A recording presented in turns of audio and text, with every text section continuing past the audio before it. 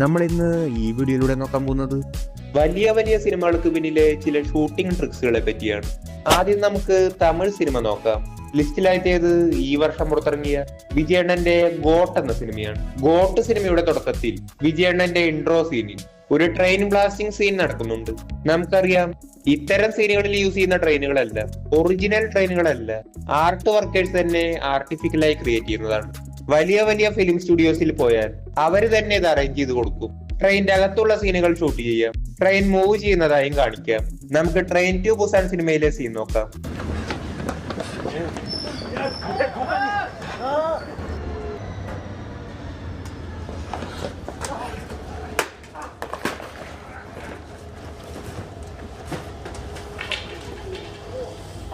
Train to Busan cinema ഒരു big budget Korean സിനിമയാണ്.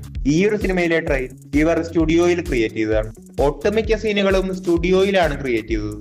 പക്ഷെ ഗോട്ട് സിനിമയിൽ ട്രെയിൻ ബ്ലാസ്റ്റ് ചെയ്യുന്ന സീനുണ്ട്.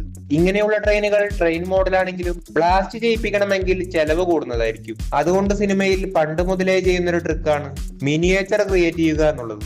വളരെ പ്രൊഫഷണലായ മിനിയേച്ചർ മോഡൽസ് ക്രിയേറ്റ് ചെയ്യുന്ന ആർട്ട് വർക്കേഴ്സ് ഈ ഒരു ട്രെയിനിന്റെ ചെറിയൊരു മിനിയേച്ചർ ഉണ്ടാക്കും. കണ്ടാൽ ഒറിജിനൽ പോലെ തന്നെ ആയിരിക്കും. ബാക്ക്ഗ്രൗണ്ട് ഗ്രീൻ സ്ക്രീൻ ആയിരിക്കും. അതുകൊണ്ട് ബാക്ക്ഗ്രൗണ്ട് ഈസിയായി CGI വഴി ചേഞ്ച് ചെയ്യാം. ക്യാമറ ആംഗിൾസ് കൊണ്ട് ഈ ഒരു ട്രെയിൻ വലുതായി നമുക്ക് തോന്നും. ശേഷം ഈ ഒരു ട്രെയിനാണ് ബ്ലാസ്റ്റ് ചെയ്യുന്നത്.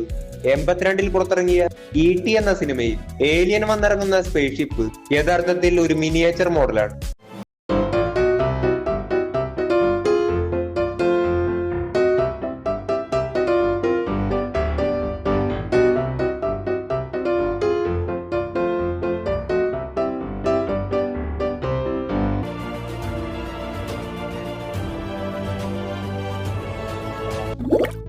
അടുത്തത് ഹാരി പോട്ടർ സിനിമയാണ്. 2001 പുറത്തിറങ്ങിയ Harry Potter and the philosopher stone എന്ന സിനിമയിൽ ഏറ്റവും ചെലവേറിയ സീനായിരുന്നു പറക്കുന്ന സീനുകൾ ക്രിയേറ്റ് ചെയ്യുന്നത്.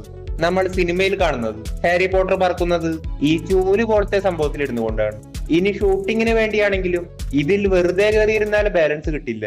ഇതുകൊണ്ട് തന്നെ ഷൂട്ടിംഗ് ടൈമിൽ ഇതിന്റെ മേൽ സൈക്കിൾ സീറ്റ് ഘടിപ്പിച്ചിരുന്നു. ശേഷം ഗ്രീൻ സ്ക്രീൻ യൂസ് ചെയ്ത് ക്രെയിൻ ഉപയോഗിച്ചുകൊണ്ടാണ് പറക്കുന്ന സീനുകൾ ഷൂട്ട് ചെയ്തത്.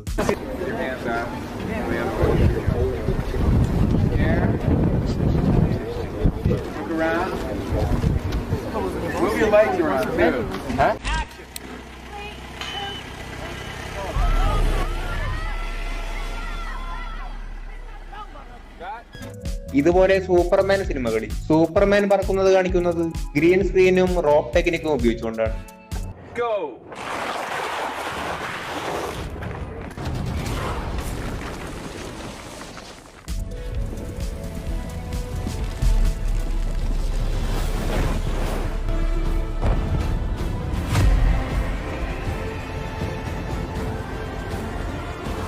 ഇതുപോലെ തന്നെയാണ് അക്വാമാൻ സിനിമകളിൽ അക്വാമാൻ നീന്തുന്ന കാര്യവും.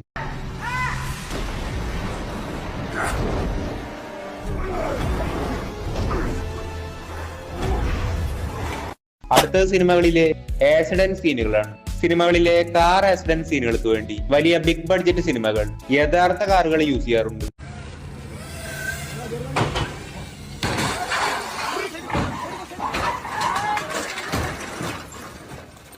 നിങ്ങൾ ആരും പേടിക്കേണ്ട, ഇതിൽ ഡ്രൈവറെ യൂസ് ചെയ്യാറില്ല.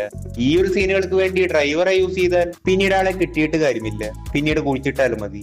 ചില സിനിമകളിൽ നടനോ നടിയോ ആക്സിഡന്റ് ആവുന്ന സീനുകൾ ഉണ്ടാവും. ഇത് ഷൂട്ട് ചെയ്യുന്നത് റോപ്പ് ടെക്നിക്ക് യൂസ് ചെയ്തുകൊണ്ടാണ്. പിന്നീട് എഡിറ്റിംഗിലൂടെ ഫാസ്റ്റ് ആയി കാണിക്കും.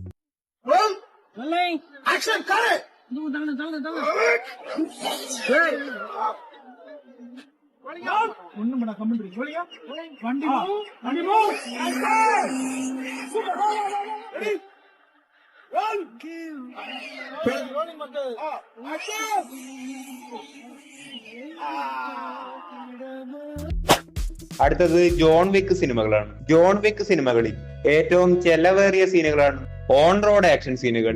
ജോൺ വിക്ക് സിനിമയിൽ കാറിലും ബൈക്കിലും ആക്ഷൻ സീനുകളുണ്ട്. ഒപ്പം കുതിരയുടെ പുറത്തും ആക്ഷൻ സീനുകളുണ്ട്. കുതിരയുടെ പുറത്തുള്ള ആക്ഷൻ സീനുകൾ ഷൂട്ട് ചെയ്തത് ക്രെയിൻ ഘടിപ്പിച്ചുകൊണ്ടായിരുന്നു. ഇവിടെ യൂസ് ചെയ്തത് യഥാർത്ഥ കുതിരയെയാണ്. ഇതൊരു റിസ്കി ഷോട്ട് ആയതിനാൽ റോപ്പുകൾ ഘടിപ്പിച്ച് കുതിരയെയും കിയാനോ റീവ്സിനും ബാലൻസ് കൊടുത്തു. ഇങ്ങനെ ചെയ്യുന്നത് കൊണ്ട് കുതിര സ്ട്രൈറ്റ് ആയി ഓടുകയും ചെയ്യും, കിയാനോ റീവ്സിനെ സേഫ് ആയി ആക്ഷൻ സീനും ചെയ്യാം.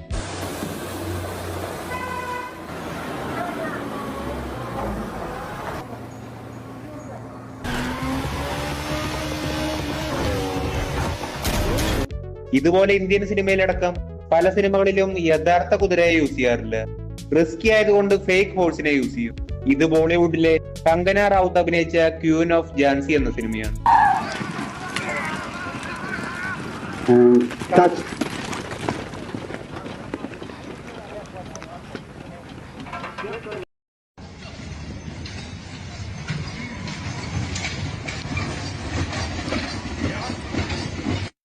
അടുത്തത് 2017 പുറത്തിറങ്ങിയ ഇറ്റ് എന്ന ഹൊറർ സിനിമയാണ്. ഹോളിവുഡിലെ ഒട്ടുമിക്ക ഹൊറർ സിനിമകളും പ്രോസ്തറ്റിക് മേക്കപ്പിലൂടെ ക്രിയേറ്റ് ചെയ്യുന്നതാണ്. 3 മുതൽ 6 മണിക്കൂർ വരെ മേക്കപ്പ് ചെയ്യാൻ വേണ്ടി മാത്രം വേണം. ഇറ്റ് എന്ന സിനിമയിലെ ബിൽ സ്കാർസ്ഗാർഡ് എന്ന നടൻ പെന്നി വൈസ് എന്ന ക്യാരക്ടറായി മേക്കപ്പ് ചെയ്യുവാൻ 3 മണിക്കൂർ വേണ്ടി വന്നിരുന്നു. വളരെ മികച്ച പെർഫോമൻസ് ആയിരുന്നു അദ്ദേഹത്തിന്റേത്.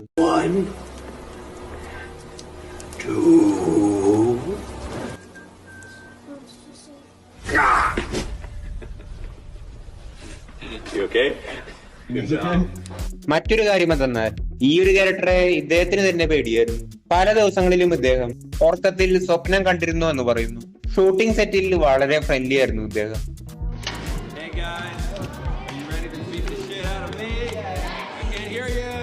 ഹൊറർ സിനിമകൾ ഷൂട്ട് ചെയ്യുമ്പോഴും റോപ്പ് ടെക്നിക്കും കൂടുതലായി യൂസ് ചെയ്യുന്നു.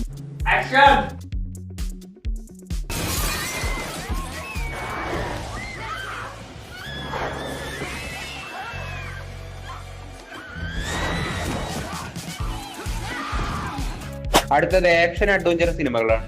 ഇത്തരം സിനിമകളിൽ ഉയരത്തിൽ നിന്നുള്ള ആക്ഷൻ സീനുകൾ കൂടുതലായി ഉണ്ടാവും. ആദ്യകാലങ്ങളിൽ ഇങ്ങനെയുള്ള സീനുകൾ ഓപ്പണായി റോപ്പ് ഉപയോഗിച്ച് ഷൂട്ട് ചെയ്യുമായിരുന്നു. വേൾഡ് ഫേമസ് ആയ റാംബോ ഫസ്റ്റ് ബ്ലഡ് എന്ന സിനിമയിൽ ഈ ഒരു സീൻ അങ്ങനെ ഷൂട്ട് ചെയ്തതാണ്. ഇതുകൊണ്ട് തന്നെ സിൽവസ്റ്റർ സ്റ്റലോണിന് ചെറിയ രീതിയിൽ പരിക്കുകൾ പറ്റിയിരുന്നു. ടോം ക്രൂയിസിന്റെ മിഷൻ ഇമ്പോസിബിൾ സിനിമകളിൽ പല സീനുകളും ഓപ്പണായി ഷൂട്ട് ചെയ്തിട്ടുണ്ട്. ഇതെല്ലാം വളരെ റിസ്കിയാണ്. ഇങ്ങനെയുള്ള സീനുകൾ ഏറ്റവും കൂടുതൽ ഷൂട്ട് ചെയ്ത് ഏറ്റവും കൂടുതൽ പരിക്കുകൾ പറ്റിയ ഒരേ ഒരു നടനാണ് ജാക്കി ചാൻ. ഓപ്പൺ സെറ്റുകളിൽ റോപ്പ് മാത്രം യൂസ് ചെയ്ത് ലോകത്തിൽ തന്നെ ഏറ്റവും കൂടുതൽ റിസ്കി സ്റ്റണ്ടുകൾ ചെയ്തിട്ടുള്ള ഒരേ ഒരു നടനാണ് ജാക്കി ചാൻ. ഈ ഒരു ഡെഡിക്കേഷന്റെ ഫലമായി ജാക്കി ചാൻ ഓസ്കാർ വരെ ലഭിച്ചു. നിലവിൽ ഇപ്പോൾ പുതിയ സിനിമകളല്ല ഇങ്ങനെയുള്ള സീനുകൾ കൂടുതലായും സ്റ്റുഡിയോയിലാണ് ഷൂട്ട് ചെയ്യുന്നത്.